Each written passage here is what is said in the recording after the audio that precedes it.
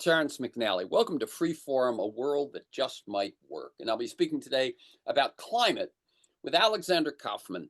He's a two-time winner of the SEAL Environmental Journalism Award and a 2024 recipient of the Covering Climate Now Journalism Award. And you can learn more and subscribe to his personal newsletter at KAUFMAN, K-A-U-F, one F, KAUFMAN.substack.com. On Freeform, we explore the lives, the work, the ideas of individuals that I suspect have pieces of the puzzle of a world that just might work. We look at politics, economics, environment, science, health, culture, all based on the fact that I believe we can do better, and I want to find out how. The show streams weekly on the Progressive Voices Network on TuneIn, and podcasts are available anytime, anywhere at Apple Podcasts, Spotify, most major podcast sites, and at my site, terrencemcnally.net, TERRENCEMCNALLY, all one word, terrencemcnally.net. A bit about the current moment.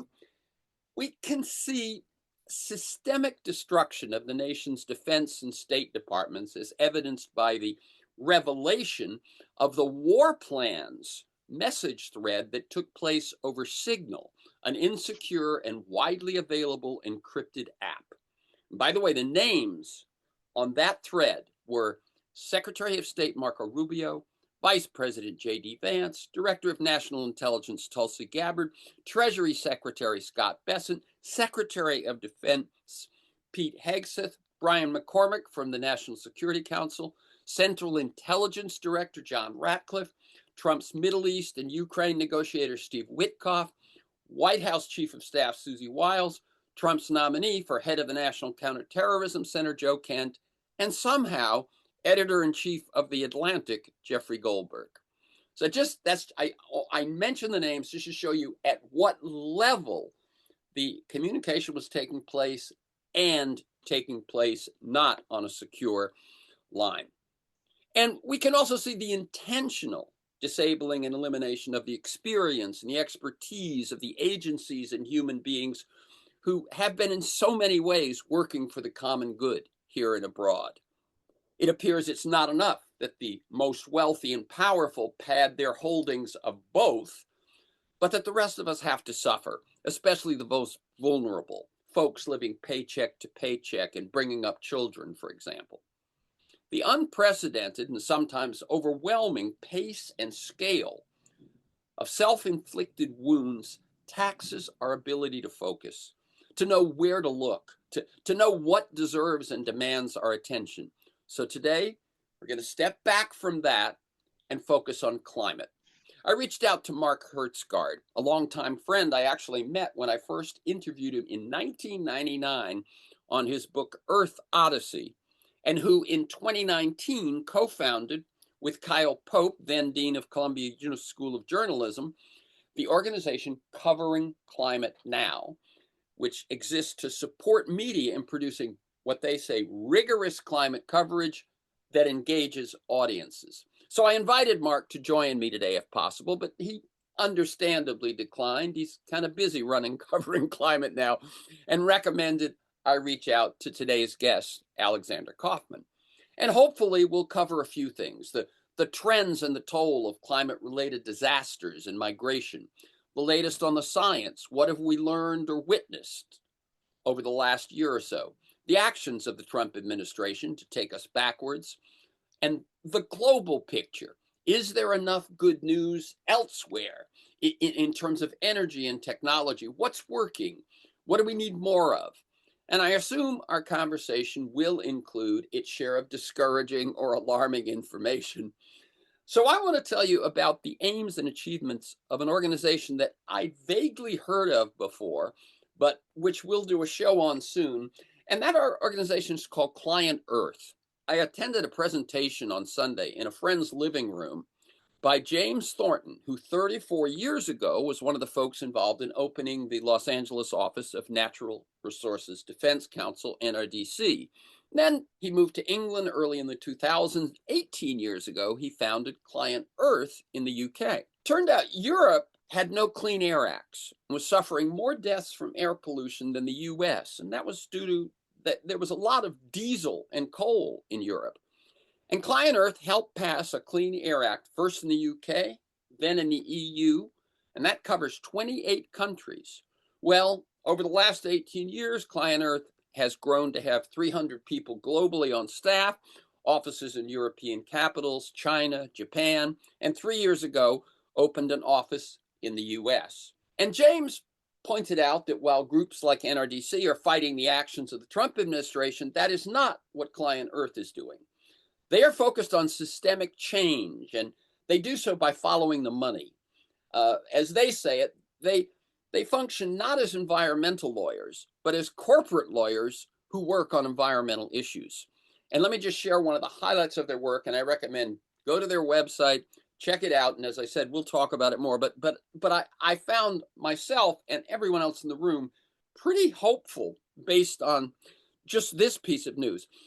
Client Earth was invited into China by the Supreme Court to help China write laws to deal with the environment. What they said was, the Chinese people have been here for 2,500 years. They're going to be here for another 25 years.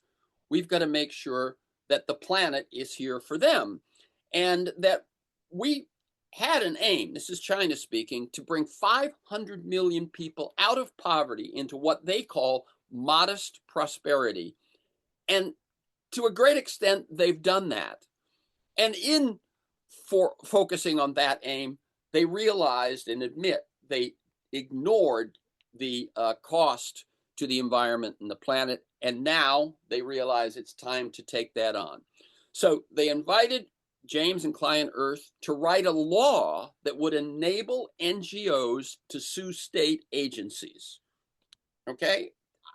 That's pretty shocking. And then they opened 3,000 environmental courts around the country to deal with environmental issues and environmental suits. Then the Supreme Court asked James and Client Earth to train the Supreme Court justices, judges throughout the country, and prosecutors in how to deal with the environment as a legal issue. Client Earth is now doing some of the same work, teaching courts and the justice systems in the Philippines, Indonesia, and soon in Pakistan. And I mean, if you're like me, it's like we're looking for good news. We're looking for hope. To me, whatever we know about the Chinese system and its authoritarianism and so on, when a force that large decides that it's time to take these kind of steps, one thing that I've mentioned on this program many times is that an authoritarian regime can make those kind of decisions and pivot on a dime. I spoke to some of the folks from Client Earth after the presentation, and they said, yes, it's shocking to see how quickly someone can just turn, and you're in a meeting and someone says, oh, do that, change that, and it happens. You don't have 3 to 5 to 10 years of lobbying to slow down the process. So there's your hopeful good news for the day. Alexander KAUFMAN, after years as a senior reporter at HuffPost covering energy and climate change, now publishes a newsletter at Substack. He's a 2-time winner, as I said, of the SEAL Environmental Journalism Award and a 2024 recipient of the Covering Climate Now Journalism Award. The organization Mark Hertsgaard was one of the founders of. He's a regular guest on the BBC World Service's Business Matters. He's provided expert commentary on MSNBC, NPR, broadcasters around the world. And before joining HuffPost in 2014, so 11 years ago, he worked for the Boston Globe, the International Business Times, and The Wrap. He's written a children's nonfiction book, Earth's Aquarium, about aquatic ecosystems and the threats they face. And you can subscribe to his personal newsletter at Kaufman, KAUFMAN.substack.com. Welcome, Alexander KAUFMAN, to Freeform, a world that just might work. Thank you so much for having me. And let me tell listeners, we're recording this conversation Tuesday, March 25th. I like listeners to get a feel for the people behind the work and the ideas we talk about. So can you tell us briefly, in your words, about how you see your path to the work you do today? And feel free to go back, childhood inspirations, mentors, turning points, that sort of thing. Sure. So I grew up on Long Island, just outside New York City. I wanted to be a writer and a novelist when I was younger, and most of my favorite writers were journalists to make money. Little did I realize how much the market dynamics of that industry had changed in the Oh, intervening years. yes. But that inspired me to take an internship at a small weekly newspaper on Long Island called The Long Islander. Its claim to fame is that it was founded by Walt Whitman and honored that legacy by continuing to publish poetry, even now. And I started there, I think my first ever story, in fact, which perhaps presaged becoming an environmental and climate reporter, was covering a tree planting ceremony in a park in Huntington, New York. I went on from there to study at Emerson College in Boston, where I was not the best student, but I was a great editor for the school paper, which got me a job working nights and weekends for the Boston Globe. From there, I went to Los Angeles, became a business reporter, came back to New York because as much as I love many things about Los Angeles, I discovered I was too much of a New Yorker Uh-huh. for the California sun, and returned to New York and started working at a business publication before ending up at HuffPost. Um, while I was there, I became really interested in sustainability, and around 2015, started to cover a lot of these corporate announcements that were coming out in the lead up to the Paris COP, the UN climate summit where the Paris Accords were negotiated. And in trying to provide adequate context to my readers about, whether it was significant or not that a large corporation like Apple was adopting a 100% renewables policy for its headquarters, I started to read a lot about climate science and climate policy and quickly discovered that these were drops in the bucket, so to speak. And shortly after that, Donald Trump won the presidency the first time. It became Hmm. quite clear that there was going to be a pretty significant deregulatory agenda taking place once again. Yep. I covered that, particularly at the Environmental Protection Agency.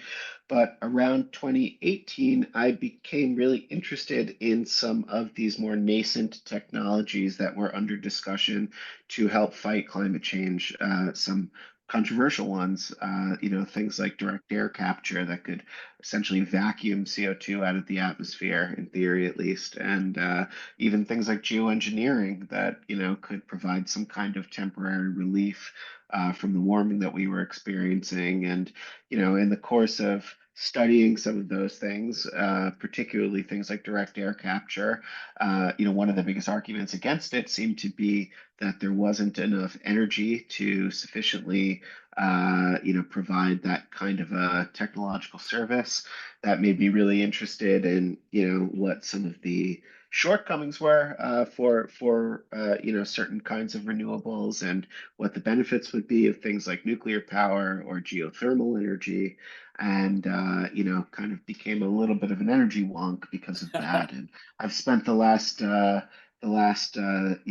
half of decade, really digging in on a lot of those issues. I've reported on nuclear power and energy supply chains and minerals all over the world, in Asia and in Europe, in South America. And I have, been really lucky to get to write about these issues, which I think are among the most important things of our time, although there's plenty of things in this current moment that offer some pretty good competition for that title. And, I've been really humbled by the range of people I've gotten to meet throughout my career. It's really been a real privilege. I'll end this diatribe on a nice quote from a journalist friend of mine that I was reporting with in Hong Kong once, and he said that it's the only profession where you get to go into a room with a homeless person or go into a room with a king, and you're expected to treat them with the exact same amount of respect and curiosity. And not everybody adheres to that, but I felt really fortunate to find myself in a profession that affords me something that so neatly matches my principles, both in terms of being humanistic to those in need and skeptical of those in power. Right, right. Oh, thank you. That was well done. I would just say, in terms of that question, which I ask at the top of just about every conversation. Thank you, thank you. Um, Let me ask you. I'm going to read something you wrote in your bio on your site. A couple of things to just dig a little deeper. You wrote, I strive to understand the nuances of the energy transition and explain how decisions made in faraway capitals affect ordinary people in places from Mississippi to Mongolia, Puerto Rico to Taiwan. How and why, you sort of referred to it, but how and why did you decide to focus so much of your attention beyond the US in a lot of your reporting? Well, I'll give you the simplistic answer and then the more principled one. The simplistic one is that I'm just interested. I've always been interested in foreign news and foreign affairs. I grew up where we had digital cable at my house, and so we got Euro News, the pan-European channel, and we got the BBC World News, and I just devoured that. And it's especially the British news has such a higher standard of informational quality than most American television news. And I just found it really interesting. And I've always had a real passion throughout my life, I think, for understanding other cultures. I think that's part of being a native New Yorker is Yeah. being exposed to so many different cultures and trying to become fluent in them as best you can. And so that has just always personally tickled my fancy. The more principled answer is that climate change does not respect arbitrary borders on a map, and the policies that are necessary to curb global warming are not things that can be done by any one country. And so highlighting the interconnectedness of our global economy and of the experiences of people in, as different of places as downtown Manhattan and the Mongolian steppe, I think is a really important way to help my readers to understand the breadth of what is happening and changing in the world, and how this needs to be dealt with, and what kinds of global governance strategies are required to make the changes that we need to see. Okay. And you make a point in your bio on your site of this paragraph. I'm a nonpartisan journalist. I do not give money to campaigns or causes other than a few nonprofits related to journalism. Having had an editor at such an early age remind me to preserve my editorial independence, I have never donated to or volunteered for a politician's campaign. Just give me just a bit about the decisions involved in that, but also the fact that you feel that's worth mentioning right at the top when people sort of are being introduced to you and your work. I'm not I don't mean it as a criticism or judgment necessarily of Mm-hmm. others in the industry who have a different relationship to political participation and doing journalism. Certainly there's a rich history of partisan journalism, and a lot of the ideals of objectivity and independence are, creations of the post-war consolidation of media. And I've read and taken seriously a lot of earnest critiques of that.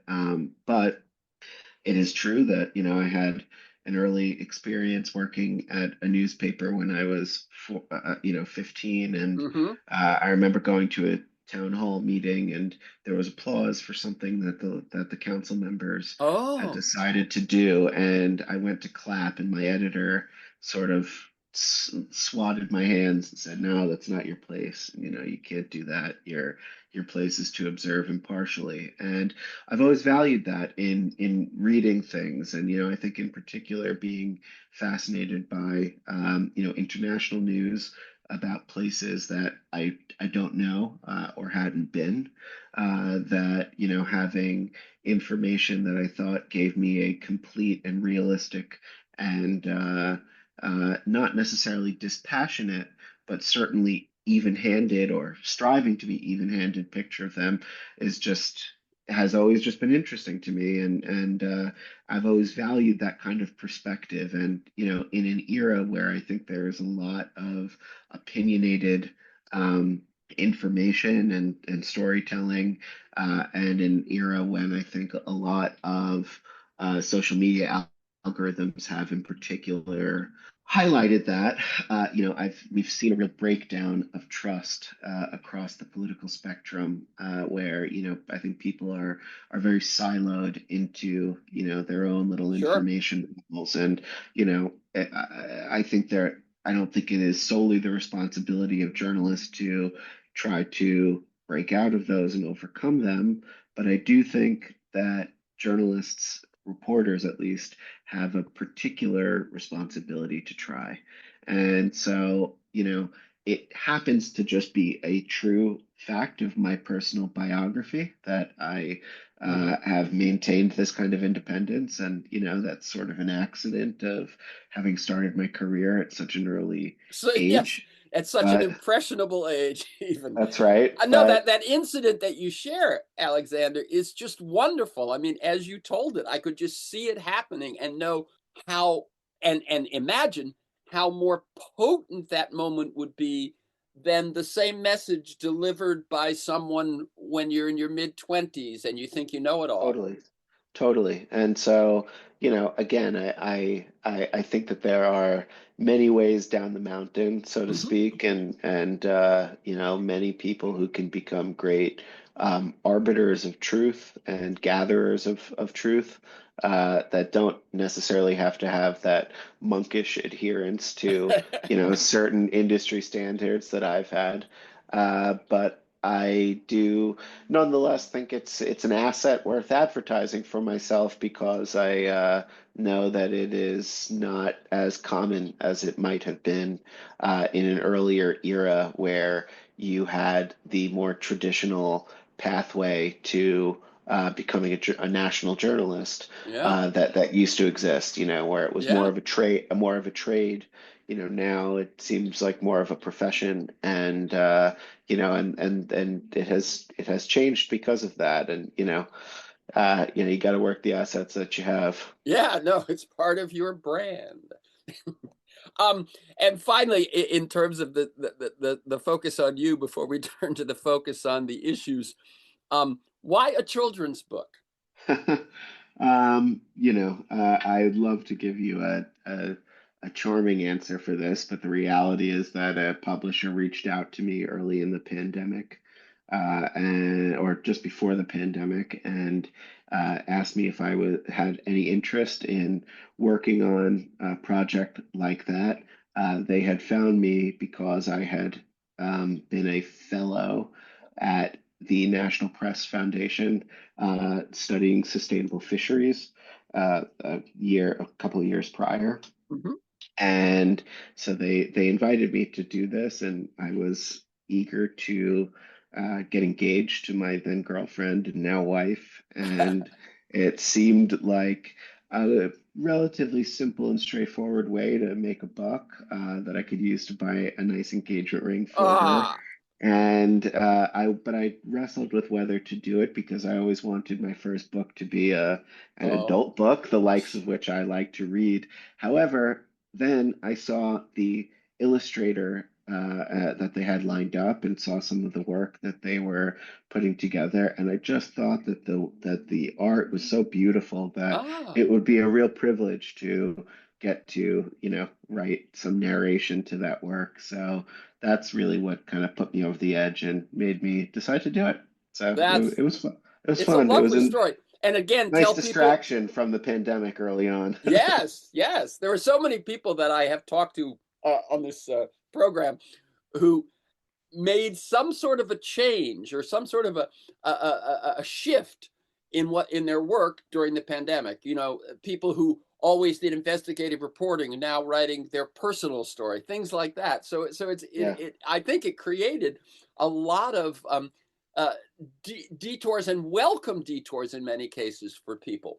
Yeah, I definitely think so. Yeah. So, Uh, what remind people again the name of the children's book and what it tells?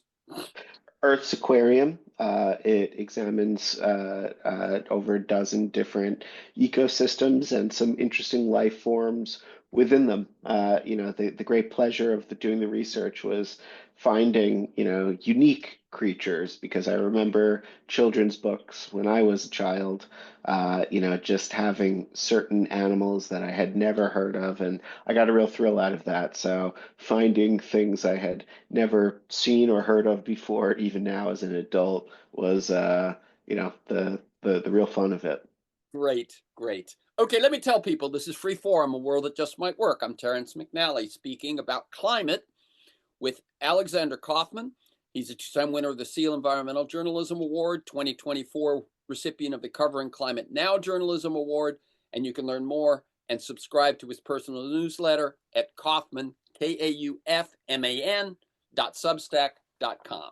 Okay, I want to cover, as I said in the intro, a number of topics. First, what can you say about the trends and the toll of climate-related disasters? And I think what we hear about, of course, in Los Angeles, the fire recently, the fires in the South, there have been fires. We've seen floods in the Midwest. We've seen hurricanes and so on. But we don't really, I think, know what's going on in the rest of the world. So just kind of that question, the trends and the toll of disasters related to climate.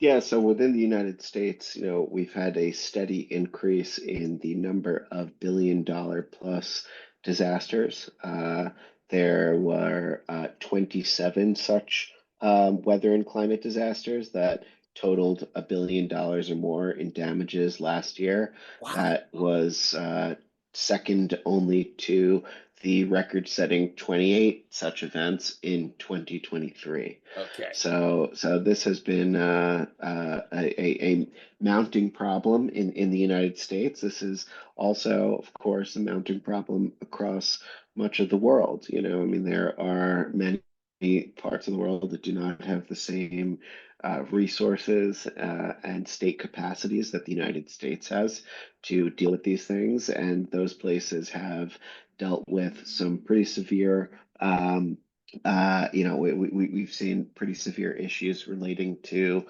famine, drought, and death tolls from disasters in parts of Africa and Asia and Latin America. And, we have also seen, I mean, in even in places that seem to be more insulated from these problems in the global north, parts of Europe, these increased flooding events, fire events, and the like that are, destroying a lot of places that have, remained relatively intact even throughout, human-caused catastrophes like wars over the 20th century for hundreds, if not thousands of years.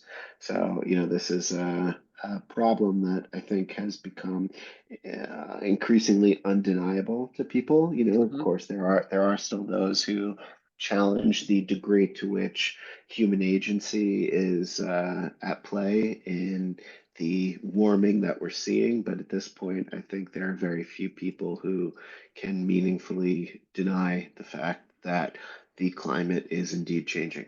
Right, right. And just one of the things that I always say in terms of that nuance of denial, it's that even if human caused climate change is not the only or even the largest factor in the climate change we're experiencing, even if there are natural cycles at play, and of course there are, you still say, well, as in your own personal life, I can't control everything, but I might Mm. as well deal with the things I can control. So even if the trend is natural and the human contribution is a percentage, that's the only one we can deal with, so let's do what we can. So it seems to me it's an argument that falls once you say yes, so that kind of thing. Yeah. Okay.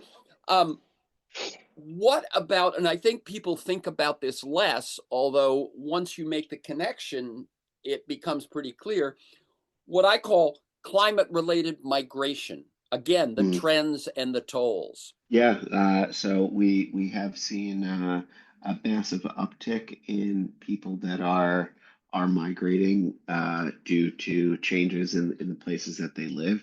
Now, the problem with this, in terms of putting an exact number to it, is that there are, typically when somebody arrives seeking asylum at a border, they aren't saying that they are leaving because, their crops failed for a third year in a row. That has not always been an easy way to obtain asylum status. Right. So, and that might not have even been the trigger that they would identify, right? Because That they in were some aware that that's what, yeah. or that was even, they might have been aware that their crops failed for a third year in a row, but the thing that made them move may have been that, the crops failed. That led to more people who formerly would have worked on farms seeking employment or income someplace else, perhaps in a gang, or perhaps, by joining some kind of a militia that is responding to an uptick in violence or political upheaval as a result of a growing scarcity of resources. And then that person is fleeing war, not fleeing climate change, Right. but the ultimate trigger for Hmm. their Up the departure. the upstream cause. That's correct.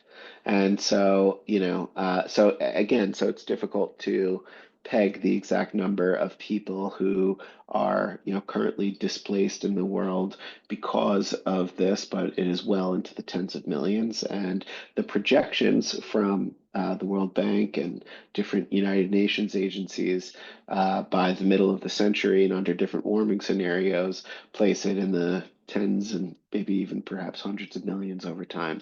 So it is definitely a market trend, and one that is of grave concern, I think, to a lot of policymakers. And it's a little bit hard to ignore on some level that the blowback to migration and immigration, especially in places where the right wing is not as opposed to the realities of climate change as we've seen the right wing in the United States, but perhaps like in parts of Europe, that actually dealing with high levels of migration is in fact a direct response to what they're seeing from climate change and what they fear will come as a Right, result of right. What I climate was going to change. say is, as we said, the upstream cause may be climate change. The immediate cause might be war, violence, an inability to make your life work. But the downstream results of that migration are political, economic, social, and I think it's a uh, an arrow, if you will, that people ignore at our peril as a society. Yeah, I think you're right. Yeah.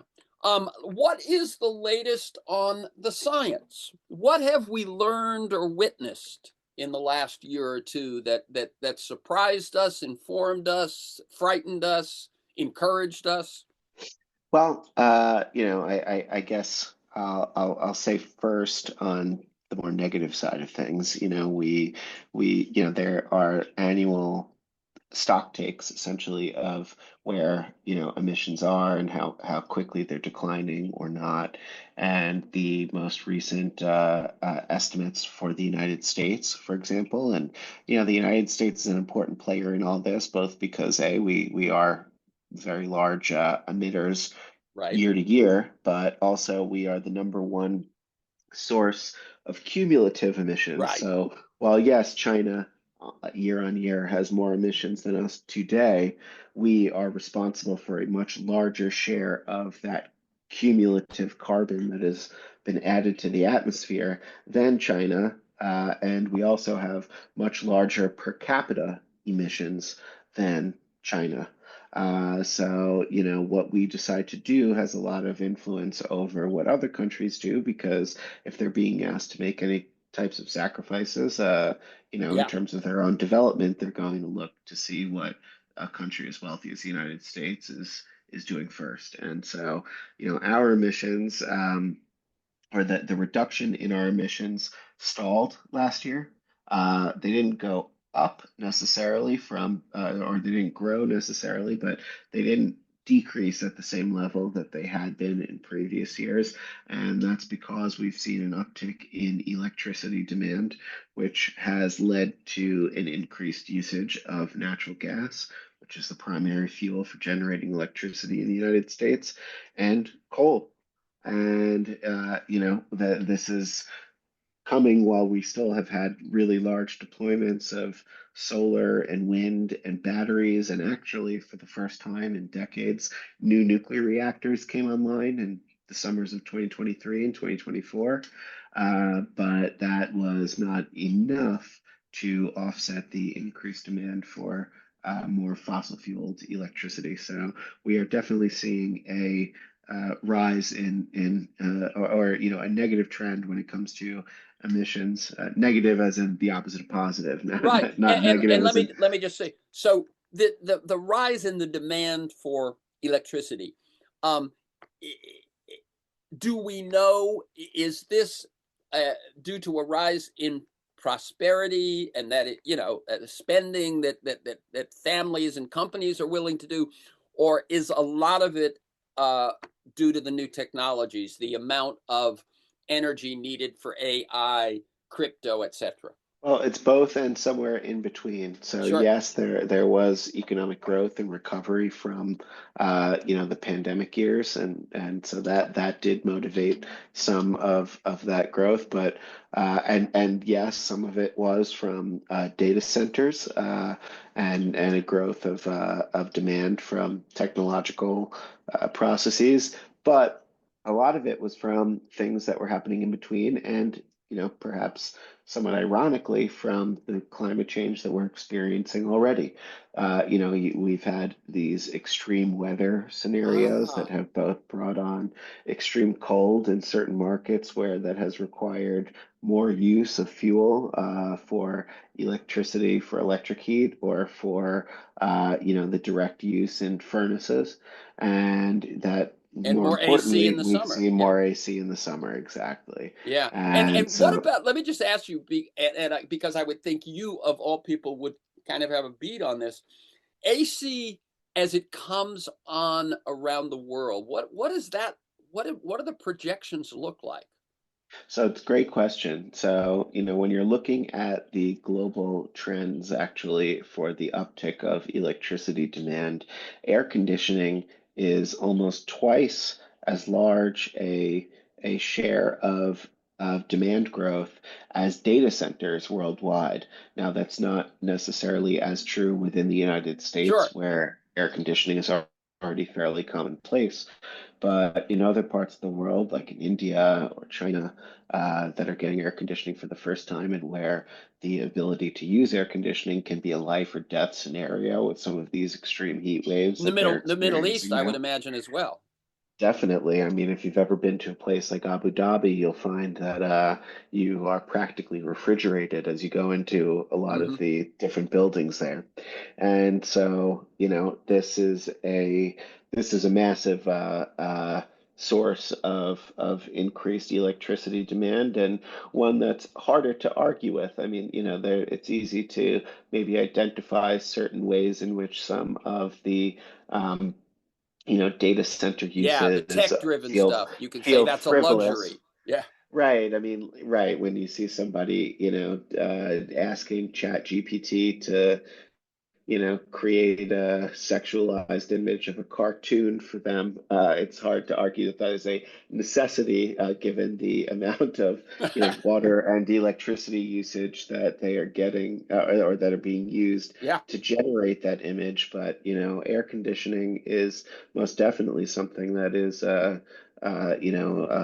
increasingly a life or death type of thing for many people. And what you've got is two things going on at once. One, the hopefully the optimistic or the positive thing of people's standard of living improving, but then at the same time, climate change is increasing the heat they're facing, and you put the two together, and air conditioning is, as we said, India, China, the Middle East Yeah. is the trends both lead to it. I'm glad we touched on that, because I do think that when if I think if I went if I had a bunch of my friends over for dinner and I asked them, they'd all talk data centers. Yeah, well, that is the thing that has gotten the most hype, Yeah, especially in the media here, and it's definitely an important driver, but it is far from the only one. And right. this is one of the problems with the naysayers who talk about electricity demand being an overhyped issue, because even if you take away the AI, and even if you take away the air conditioning needs, there's also still the growing trend toward electrification, both Yep. of vehicles, of industrial processes, and of the different appliances in your home. Yep. So, there is an effort by some, I think, to try to just find exactly the right Yeah. Goldilocks level of new electricity to provide. And, my general view is that there's an almost unlimited potential appetite for new clean electricity. Hmm. And so we should be planning for abundance of that, rather than, again, an austere Right. Goldilocks Right. portion. Right. Thinking that you can do it on the demand side. What you got to alter is what the supply is doing to the environment. That's correct. I'm going to. I want us to talk a little bit about the Trump administration, the actions and the responses. But before I just open that to you, I'm going to read a little bit from Sammy Roth in Boiling Point in the LA Times, one of his recent articles, just to sort of. We're doing a show on climate. I'm going to list some of the things that the Trump administration is doing. Okay, and then I'll turn to you. So. Um, as I said, this is from Sammy Roth, Boiling Point, LA Times. Um, he says that the First Amendment of the U.S. Constitution says Congress shall make no law respecting the establishment of religion or prohibiting the free exercise thereof, or abridging the freedom of speech or of the press, or the right of people peaceably to assemble and petition the government for a redress of grievances. He quotes that to say, but even if the federal government can't make laws abridging your freedom of speech, with a few exceptions, it does control enormous sums of money, which is why universities worried about losing research grants, news organizations afraid of retaliatory lawsuits, have in some cases started censoring themselves. In theory, they have free speech, but in practice, they know the Trump administration is watching. He writes about the Santa Monica Bay Restoration Commission, describing climate impacts in their work plan without saying the words climate change, and committing to steps to support disadvantaged communities without saying the words disadvantaged communities. And um, beyond speech, what else are they doing? So here's just a quick list. Elon Musk's Doge team plans to close 22 California offices related to science, agriculture, or the environment. A Colorado-based a dam safety center created to promote efficiency in the Army Corps of Engineers, is on the Doge chopping block. Canceling the center's lease would save less than $1 million at the expense of dam safety. The U.S. Environmental Protection Agency plans to eliminate its entire research arm, firing as many as 1,200 scientists who work on water quality, toxic chemical cleanup, and more. Trump administration officials are also seeking new ways to expand production of heat trapping fossil fuels and to otherwise support resource extraction on public lands, In a social media post, Trump said he was authorizing his administration to, quote, immediately begin producing energy with beautiful, clean coal. He signed a bill repealing a federal fee on methane pollution. That means oil and gas companies will be allowed to emit more of the powerful, fast acting greenhouse gas with impunity. The new regional EPA chief overseeing California and Pacific Southwest says the agency, quote, will lead the way in reducing energy costs, creating wealth, and cementing America's position as a leader in agriculture, energy manufacturing, AI technology, and transportation. That is his definition, the new head of the EPA, the regional head of the West. So, your take sort of on the actions of the Trump administration to take us backwards with regard to climate. Yeah, so they have made this a day one priority. Upon coming back into office, the president signed a series of executive orders that were, designed first and perhaps most jarringly to withdraw the United States from the Paris Climate Accords. This takes us out of the main global negotiation for curbing greenhouse gas emissions. And as I stated at the top of the hour, this is a global endeavor. So in 2015, when the Paris agreement was first brokered, it was historic, not because it was the first agreement to bring the world together in agreement to cut emissions. Much of the world had done that a few times over with different accords and pacts that had come out of previous versions of this annual UN climate summit. But what was different about this is it was the first one to include the United States and China. Mm-hmm. And Trump withdrew from the Paris Accords in 2017, or he started the process to withdraw in 2017 after he took office. But the uh, protocol for withdrawing that first time was such that it wasn't complete until the middle of November of 2020. Wow. So by the time he was able to get that done, Biden had won the election and made clear that he would swiftly rejoin the pact upon taking office. So we were That back in by January or something, right? Yeah. that's correct, but that is not the dynamic at play now. It will only take about a year to complete the withdrawal this time, which makes the likelihood that it is a more long-term exit from the Paris Accords more likely Mm-hmm. and does more damage to the United States diplomatic standing when dealing with those issues. Now, secondarily, he ordered his Environmental Protection Agency chief to review whether the U.S. should retain something that he didn't even dare to touch during his first term, which is a legal finding called the endangerment finding. And so the endangerment finding is a legal finding at the EPA that the federal government is required to have on the books as a result of the conclusion of a 2006 Supreme Court case called Massachusetts versus EPA that was dealing with the Bush era EPA at that time. And Massachusetts sued, and the Supreme Court at the time ruled that the EPA did, in fact, have a legal obligation to regulate greenhouse gases under the Clean Air Act because the greenhouse gases caused climate change, which caused damage to human health, and as a result could qualify for regulations under the Clean Air Act. And because of that, when the Trump administration first time around repealed key climate regulations such as tailpipe emissions rules or power plant emissions rules, they were required to replace them with something that still cut emissions, albeit to the lesser degree that they were able to legally argue Hmm. was necessary to meet that standard.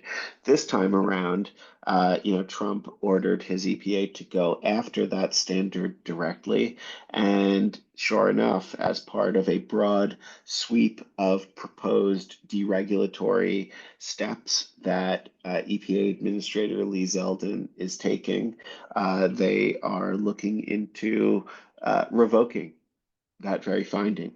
Now, whether or not they'll be able to do so in a way that holds up in court remains to be seen. My understanding, I'm not a lawyer, but my understanding from talking to lawyers is that in order to do so, they would have to be able to prove before a court that greenhouse gases do not, in fact, harm human health.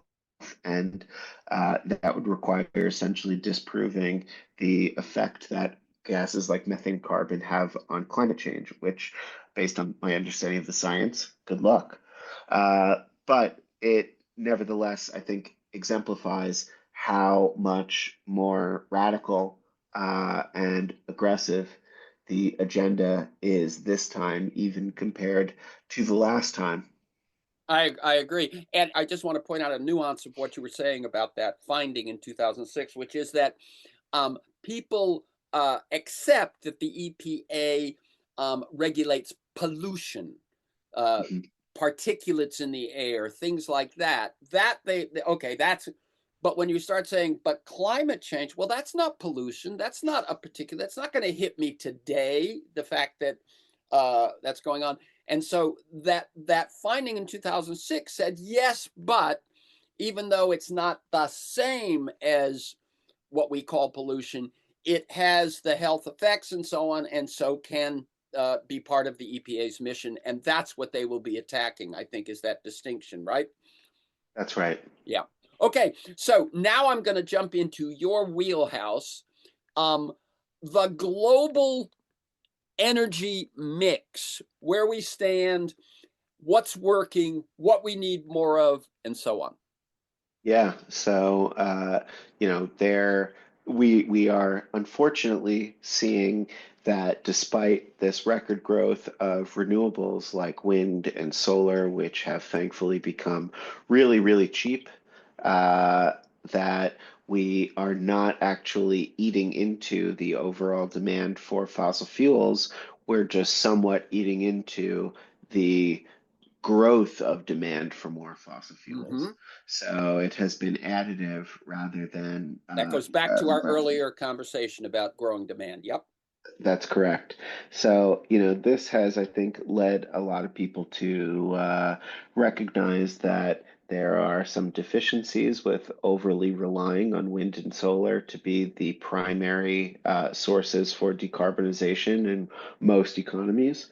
Um, there are other things involved in that as well. Of course, they're weather dependent, so they don't always work. And batteries and other forms of storage can help to offset that. But, batteries, while the price of them are coming down pretty dramatically, they require lots and lots of minerals to be mined. And they also require pretty large area, or the renewables themselves require really, really large areas of land to be covered in solar panels or wind Mm-hmm. turbines. And that's inviting a lot of backlash from people in rural areas who are frustrated to see prime farmland converted to, energy production in this way, and who are frustrated by what they see as really inefficient sources of power. Now, those And I arguments are would all. let me jump in. I would imagine the other thing is you're taking away farmland to increase power production that's really going to go to the cities and not us. That's exactly right. Yep. And so, that is, again, not reasons to be opposed to wind and solar. They're super valuable tools, and the price of them makes them that much more valuable, in many markets.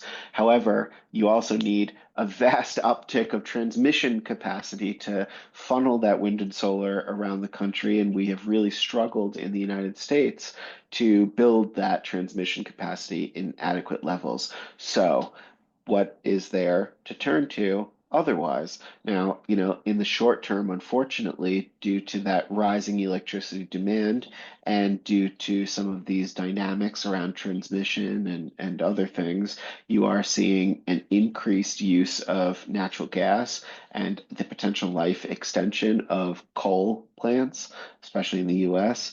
But there are other things that behave similarly to coal but don't have emissions.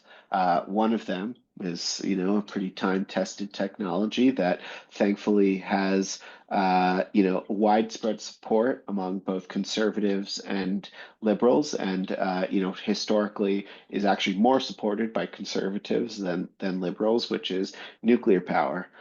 Nuclear power is expensive to build, but there has been a growing consensus about the necessity of it over the last 4 to 5 years. Um, this has led to a lot of efforts to lift restrictions on construction of new reactors, to find new ways to finance them, and to fix many of these bottlenecks that have made it so difficult to build nuclear power in the United States. And I want to note that those challenges are not particular to the technology, they're particular to the place. Because if you look at a place like China, which I'll also note is deploying more wind and solar than anybody else, That's they're right. also building the greatest number of nuclear reactors of any country and will likely soon eclipse the United States as the number one user of nuclear power. And they have managed to build the kind of keystone American reactor technologies much faster than we can. I mean, they had like four of our, best technology built before we had built our first two at a plant in Georgia, which are the two that I mentioned earlier that just came online in the past 2 years. And so, there's a lot of excitement around those different technologies. Nuclear energy does produce radioactive waste. That waste in sheer volume is relatively it's somewhat of an overblown problem. You could fit all of the nuclear waste in this country after the last 80 years of using nuclear power in a single warehouse. So it's quite dense, and it's not the glowing green slurry that you might imagine from watching The Simpsons. And there are approaches to dealing with it that go beyond just burying it in a place like Yucca Mountain, which of course Mhm. was the debate in the mid 2000s. Right. There are technologies to recycle and reprocess nuclear waste and turn it into fuel. Yet again, this is what the Russians and the French do. And it's something that the United States is capable of doing, and there's a lot of excitement about potentially doing that, and some investments that are happening in that space. So I think we may well see that. And in the long term, we've had some pretty major scientific breakthroughs. Now, I still think we're many years away from seeing commercial breakthroughs on this, but we've had scientific breakthroughs on nuclear fusion, which, unlike fission, which is splitting an atom and then creating these toxic radioactive byproducts, fusion is putting two atoms together, and you don't get the same nuclear waste problem that you have from that. So So this has fusion, long been let called, me just give. I want you to yeah, give us a little more of an update on fusion. Fusion has been the dream for yes, a long time, and not enough investment in it until it seems to me recently the investment recently being maybe the last 10 years, the investments increase. But where do we stand in terms of that? And of course, it seems that the dream is 10 years away or 15 years away, but it never moves. So yeah. update us on that. The joke about fusion is that it's the energy source of tomorrow, and it always will be. But so what happened is a few years ago there was a big breakthrough in the Lawrence Livermore Laboratory in California, Mm-hmm. that where for the very first time we were able to generate more energy from a fusion reaction than it took to trigger. This was unfortunately done through a program that is largely about weapons modernization, so it doesn't necessarily have a direct correlation to government funding for Mm-hmm. civilian power plant research. And secondly, there are broadly two different types of fusion. One is using magnets to create a fusion reaction, and these are these donut-shaped reactors that are called tokamaks. And something like 75% or more of government funding around the world has gone into that technology being the future. Hmm. But this breakthrough was yielded through something called inertial fusion, which is triggered by a giant laser reaction. And so a much smaller percentage, about 20 to 25% of public funding had gone into that type of technology. Now, there has been a flood of money from venture capitalists into private companies who claim that they'll be able to commercialize, both of these types of technologies in a relatively short period of time and start building pilot plants. Now, I'd caution against reading too much into those claims Yeah. because in many cases, I was moderating a panel at a conference in Lisbon 2 years ago on nuclear fusion investments. And a German fusion scientist on the panel told me, the lasers that are required to create a reactor that can, do on a commercial scale what we saw in that laboratory, they're totally necessary, and you need hundreds of them per power plant that would use them, and they are manufactured at a rate of about one globally per year now.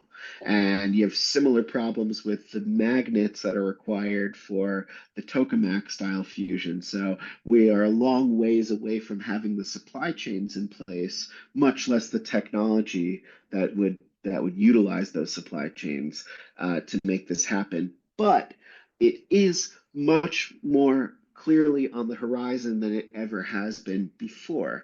And you're seeing China, also invest very heavily in this technology and bringing it to fruition. And so it stands to reason that as you start to think about how you build out energy systems over the next 20, 30, 40, 50 years, that betting on, solar panels and wind turbines to do everything is probably not the wisest bet, considering that we are developing this kind of technology and thus having more centralized, nuclear powered systems might very well make sense in a lot of markets that could potentially use this. Now, I want to also note that nuclear isn't the only type of technology that behaves this way. So you could have more hydroelectric power. Now, I think any old school environmentalists who are listening will probably recognize that there's a lot of destructive elements to building new dams. And in a world where water levels and availability is becoming less predictable and more scarce, it's not really a dependable form of energy to be overly investing in. Certain places in the world like Norway or Quebec or, the Pacific Northwest have been blessed with a lot of these resources, but it's not something that is scalable to, all different parts of the world. However, something that is something called geothermal power. Right. And you guys have a lot of it out west. California generates a decent share of power from it, as does Nevada. But those are from conventional geothermal projects that rely on, much like hydroelectric, unique geological circumstances. So, those are relying on underground wells and different types of easily accessible geothermal heat that you would not be able to get in most places. But you can now there's a whole generation of different companies that is now using technologies like the same technology that led to the fracking revolution to drill for geothermal heat in more places than ever before.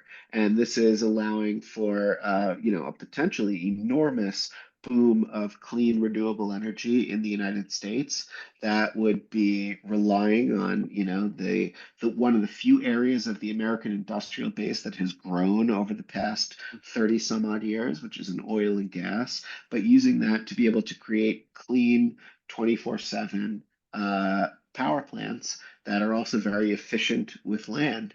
much like a nuclear plant, and and without any of those concerns again around radioactive waste, and without the same long and expensive construction timescales that we can expect from building new reactors. Now, I'm in the camp that says it's not an either or. I think Hmm. our future energy system will use a lot of solar, a lot of wind, a lot of geothermal, and a lot of nuclear. And in different places, it'll be a different blend. But that's a really promising and exciting area. And thankfully, because there's a lot of interest in it, especially from some of the oil and gas companies that see an opportunity to use Mm. their expertise and technology, this is one of those areas of clean energy that the Trump administration has expressed full-throated support for. So, it Yeah. is actually an area that we could see some really significant progress over the next few years, not just because there's bipartisan support, but because the technology has really rapidly matured in just the last 3 to 4 years, and we're expecting it to mature even more quickly in the next 3 to 4. Okay, so what I hear you saying, and it's kind of where this conversation brought us, is that um, demand is increasing. We went into the factors as to why that's so and why that's likely to continue so. And so it feels to me like you have an all of the above that's probably got a little different mix and a little different ratios than perhaps an oil company's all of the above.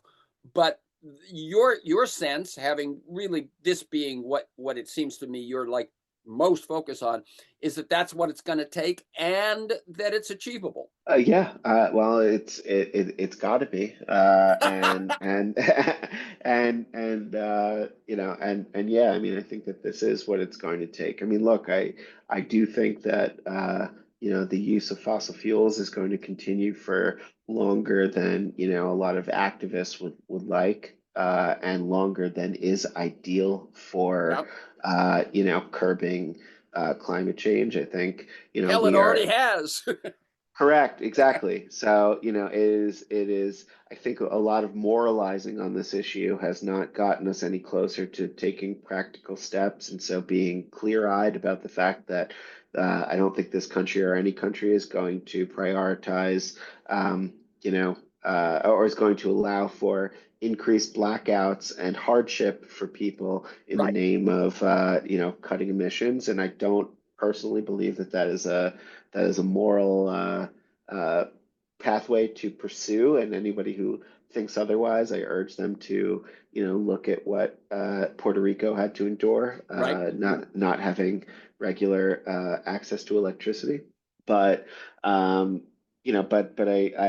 I do think that it is obviously not just necessary to curb fossil fuel usage to deal with climate change, but also to limit how much we are exposed to the volatility of fossil fuel prices. It's a globally Hmm. traded commodity. So, Yeah. anybody who has had to purchase natural gas for their furnaces over the last 4 years can tell you how much the price swings are quite unpleasant. And, there's a lot of benefits to limiting how much fossil fuels we use because of air pollution and the tiny little bits of particulate matter that lodge into your lungs and are responsible, according to this growing body of research, for everything from what you would expect, like lung cancer and heart disease, to things that are maybe a little less expected, like erectile dysfunction or dementia. Right. And so, there's a lot of co-benefits to this. I think there's a lot of national security benefits to, being less reliant on these types of fuels. And, I do think that we'll use them for a long time. And therefore, I hope that technologies like carbon capture can indeed work so that, that allows for the fossil fuels that are still being used to be used in a way that does not put as much pollution into the air. But in the meantime, I think that there's a lot of exciting progress that's being made on some of these other technologies that, more so than wind and solar, are really able to supplant fossil fuels on an apples to apples kind of basis because they can work 24 hours a day. Hmm. Hmm. Okay, we got to close it there for folks. who are troubled by the nuclear waste issue or some of those other things. We're not going to be able to cover all of that in depth today, but having heard what Alexander just shared with us, do your wide-ranging research, because we're only, as he said, we are only, with all of the heralded increases in wind and solar, we are only keeping pace, and we're actually beginning not to keep pace. So again, you can learn more and subscribe to Alexander's personal newsletter at kaufman.substack.com. Kaufman, KAUFMAN.substack.com.